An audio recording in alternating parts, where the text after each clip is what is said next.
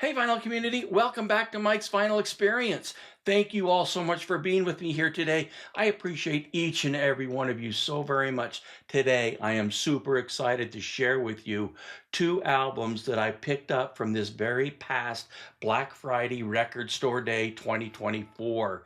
I really only had four titles off of that list that I was really interested in, and I was able to acquire all four. That they are The Doors, Live in Detroit, and Al Jarreau, Wow, and these two, Bill Evans in Norway, Herbie Hancock, Possibilities. And it's these two that I want to talk with you today. These two are just fantastic. Didn't know what to expect, obviously. Bill Evans in Norway's never ever been released before, so it was brand new. And then Herbie Hancock Possibilities, it had been released back in 2005, but I'd never really heard it. I never really listened to or really heard it. I don't have it on CD up until Black Friday Record Store Day. Uh, it's never been released on vinyl, and I picked it up and I got to tell you what, I'm so glad that I did. Let's go ahead and and jump right into it. I want to tell you a little bit about each of them and why I think they're absolutely fantastic. But before I do, please go ahead and subscribe. Thank you so much for doing that. But really, the most important thing to me, as always, please leave your comments in the comment section. Love hearing from you. It allows me to get to know you, your likes, dislikes for sure. Thank you so much for your comments in my past videos. I appreciate it so very, very much. Let's go ahead and let's start with Bill Evans in Norway. Let's go ahead and start with Bill Evans in Norway. This album was recorded back in 1970. It was a live concert, the Kongsberg concert. The mastering on this was done by Matthew Luthans at the mastering lab. And boy, I tell you what, I really think he did a really fantastic job in the mastering because when you buy a record store day album, in particular those like this one that has never been released before, you don't know what you're going to get. But I tell you what, the sound quality is shockingly good. Let's go ahead and take a look at the gatefold cover. Um, Really kind of a neat little gatefold. And this one's kind of done, the quality of it's pretty good. Don't get me wrong, it's nothing like the Stoughton type jackets that you get from Analog Productions, but it lists uh, the songs over on the right side, and then there's a picture of Bill Evans at the Steinway piano, along with the two albums, and we'll take a look at those here in just a second as well. You get this really cool um, little booklet inside, Bill Evans in Norway, and it really kind of has some really cool information. This is kind of the enduring legacy of Bill Evans, and it was done by Zev Feldman in May of this year. Really kind of a neat little booklet. It goes through and it talks about, of course, Bill Evans, the concert venue that they're doing. It also has some information in here about the recording and how it was done back in 1970. It also has some information here on some of the folks that were playing with him, in particular Eddie Gomez, uh, which I think is really, really, really cool. Uh, Also, I think there's a piece in here by the drummer, Marty Morell. Marty Morell talks a little bit about it. And then there's some reflections by Craig Taborn. Uh, Really colorful, really, really done. Very, very nice. There's a little statement there by Elaine Elias. Really kind of neat type thing. On the back cover, you can see there's a copy of the tape that this was sourced from, the analog tape that was done back in 1970, which I think is really a really neat touch. Let me just show you one of the albums. They're 180 gram vinyl. Is like we've talked before. Um, uh, the mastering was done by Matthew Luthans at the mastering lab. The vinyl isn't necessarily uh, the quietest that I've ever heard. You know, it's not bad, it's not terrible. You need to absolutely wash them for sure. I put mine on my VPI vacuum cleaning machine, and it really cleaned them up really well. There wasn't any snaps, crackles, or pops per se, but the vinyl is just not necessarily you know, super quiet by any means. It's fine. It's not terrible by any means, but it just isn't as quiet as some of the, you know, the Analog Productions, Mobile Fidelity type represses that we're kind of become accustomed to as of late. Well, how does it sound, and what about the music on the album? The sound on the album is actually, well, I'm just going to just state it out plainly. It's fantastic. The quality of the sound is just really uh, better than what I would expect. I just really didn't think it would be, you know, really great. Don't get me wrong. I'm not talking audiophile quality. I'm not talking reference quality. I'm not necessarily talking demo worthy type of material, but very good sound. And the music, the playing, the musicianship is really what we're after here anyway. It's excellent. The musicianship of these three is just fantastic. Let me just go through. I'm not going to go through every song on both the albums, the double album, but I'm just going to hit some of the highlights.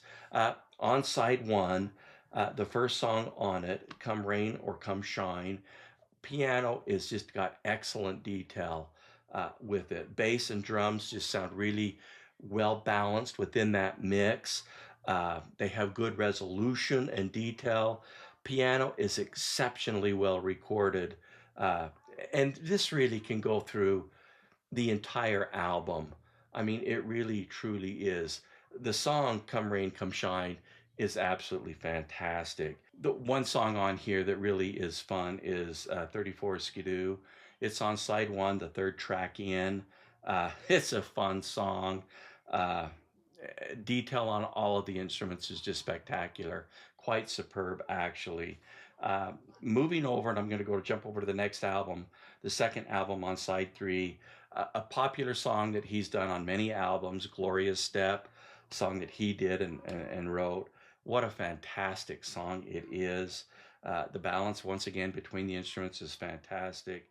The detail on the piano is spectacular. It really and truly is just spectacular. You know, the bass and the drums, they all have very good, uh, excellent sound quality with good fine detail. Bass has good extension on the bottom end. The second song on side three, Emily, I think might be my favorite song on the album. It's a little bit more laid back song, uh, but really has excellent weight on the bass. Eddie Gomez's bass. It just sounds excellent on that. Of course, the piano does as well. Um, Super, super clean piano. It just sounds incredible. Um, the third song on side two of the second album, so I guess it would be side D, third and final song on there, Nardis. The piano is rendered very nicely, as well as the drums. Nice detail with excellent dynamics. This is a long song. Bass solo, there's a bass solo and a drum solo. Both are outstanding with extremely excellent dynamics. Sound quality is just excellent. Uh, they have a nice extension, in particular on the bass, Eddie Gomez's bass, but the drums sound fantastic too, including the cymbals. They just sound really, really nice on this.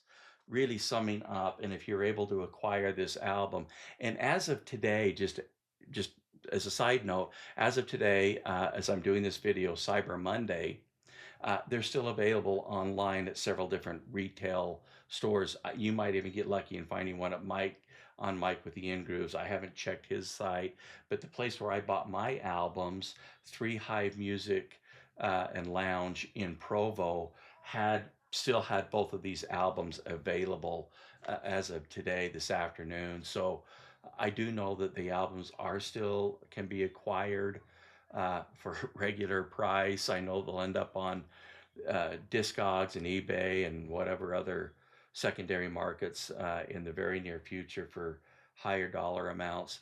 if you're a Bill Evans fan, it's an absolute must-have. It's a good sounding album. The live recording is done so very, very well.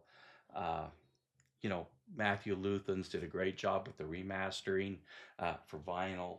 Excellent, excellent job. The only caveat that I have with Bill Evans in Norway is the vinyl's not the quietest, but it's not terrible. I don't want to scare you away by any means. It's just, you know, it's just not that quiet. But after a good washing, it really improved. I don't have snap, crackles, or pops on it. It really is a fine, fine sounding album with a really good mastering job. Highly recommended. Bill Evans in Norway. Okay, let's move on to Herbie Hancock Possibilities. Now, this album was, I think it's the 39th studio album by Herbie Hancock that was done in 2005.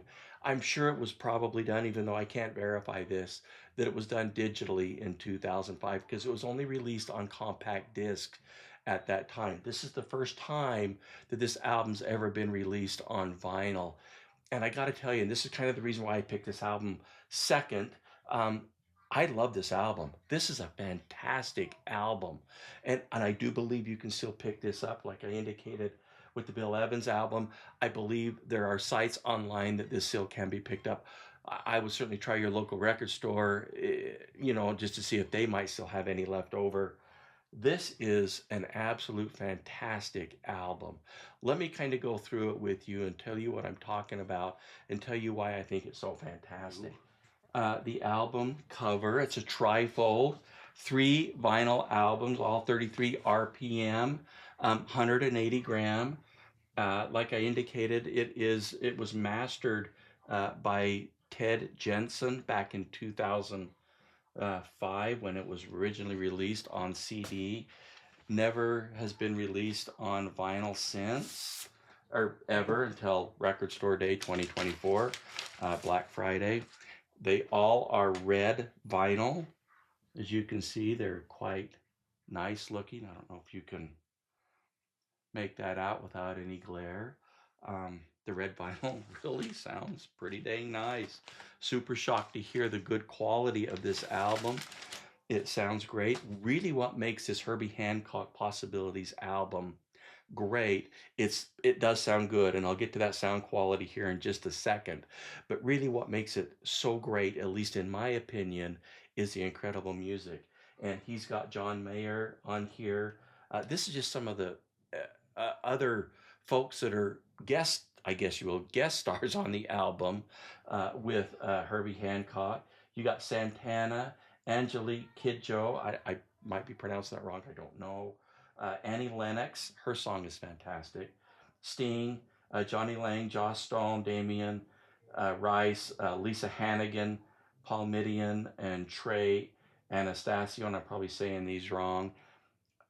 Paul Simon. When we get to the sound, I'm going to talk about that song just for a minute. The song is fantastic. Just the song itself is literally just fantastic. But that's really what makes this album so great, is the musicianship. The songs on here are fantastic. It's a great, great listen, and it doesn't hurt it that it sounds so good. It really was recorded back in 2005, and I can't verify it. I wish I could tell you how it was, if it was originally done digitally, then to analog for the vinyl, if it was done in analog original. I don't know that. I'm assuming, being in 2005 and the fact that it was released only on CD up until Record Store Day, Black Friday 2024, first time on vinyl, I'm assuming that it was probably done digitally. It doesn't really matter. The sound quality on the vinyl is pretty dang awesome, I have to admit. But then, you know what? Since I've had my new speakers for, I don't know, maybe a little over a week now. Everything that I played on those darn things sounds fantastic. But this album in particular, and I'm so glad I picked it up, just sounds phenomenal. Let's jump in. I'm just going to really quickly go down. I'm not going to do every song, but let me just quickly talk about some of the songs on the albums. We'll start off with album 1 on side 1, Stitched Up. This is John Mayer singing. It's just a fantastic song. excellent definition on the vocals, on the piano, Herbie Hancock playing the piano, drums. It's just an excellent mix, balanced so very well. Um, one of the really neat songs on here is song 3 on side one, A Song for You, Christina Aguilera. This is a Leon Russell song. I tell you what, listen to this version of it. Jump on Spotify, wherever you go. If you've got the CD, whatever it might be, listen to that song. It's fantastic. The sound quality is just simply stunning. Christina Aguilera, I've never really been a big fan of hers, but I tell you what, on this cut, she sounds fantastic. Moving over to side 2 on the first album, I Do It for Love. Now, this is the one that I was talking about that Paul Simon guest stars on and is singing. This is an absolute phenomenal song, probably the best song on the album. You know, I was talking about that. I was going through the album, listening to it, and I'm going, well, this is going to be the best song when I would hear this song. Then I would hear another song, and well, this is the best song on the album. The entire album, all three albums are just fantastic. But on side 2, first song on there, the Paul Simon, I Do It for Love. Uh, it's an unbelievably great song. Uh, Piano and all other instruments are perfectly balanced with Paul Simon's voice. It's truly a fantastic song and so very, very well recorded. Sonically, it's an absolute masterpiece. Second song on side 2, Annie Lennox is featured on this song, and her voice is fantastic as well. The name of the song is Hush, Hush, Hush. It's just a great, great song. Excellent mix. Sound from top to bottom is just very well balanced, very well detailed, gobs of detail, actually. Uh, Sister Moon, the third song on side 2 of the first album, features Sting. What an incredibly awesome song this is. Sting's voice, once again, is just done and recorded so very, very well. Excellent dynamics with very nice detail. The percussion is great, just has great definition, weight, and extension.